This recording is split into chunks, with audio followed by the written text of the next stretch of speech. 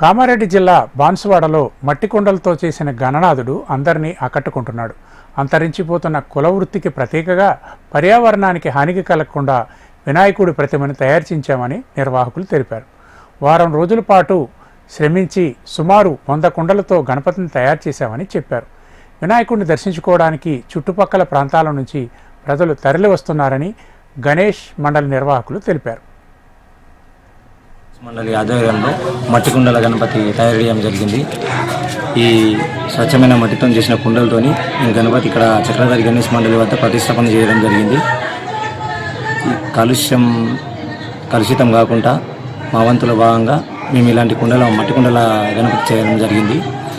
మరి ఏంటంటే మా కుమ్మరి వృత్తి కనుమరుగైతున్న టైంలో మా వృత్తిని కూడా కొద్దిగా ప్రోత్సహించాలని చెప్పేసి అదే కాన్సెప్ట్తో కొద్దిగా జనాలకు మెసేజ్ పోతాను చెప్పేసి ఈ మట్టి గణపతి కుండల గణపతిని ప్రతిష్టాపన చేయడం జరిగింది. ఈసారి కుండల గణపతి తయారు చేసినాము. ప్రతిసారి ఏంటంటే ప్రతి ఒక్కరు ప్లాస్టర్ ఆఫ్ ప్యారిస్ గణపతులు వాడడం వల్ల పర్యావరణం కూడా కలుషితం అవుతుంది. దాన్ని నిర్మూలించాలి. మళ్ళీ ఇంకోటి ఏంటంటే పర్యావరణాన్ని కూడా కాపాడుకోవాలి. అట్లనే కుల వృత్తులను కూడా ప్రోత్సహించినట్టు ఉంటుంది. ఇంకా ఆర్టిస్టులను కూడా కొంచెం ఎంకరేజ్ చేసినట్టు ఉంటుంది అన్నట్టు ఈసారి మా బావతోటే చేయించడం. అతను కళాకారుడు, కుండలతోటి మట్టితోటి అన్ని గణపతులు చేస్తూ ఉంటాడు.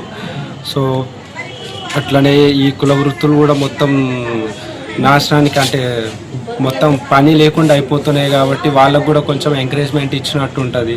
సో ప్రతి ఒక్క కులానికి ఆదర్శంగా ఉంటుందని మేము ఈసారి కుండల గణపతి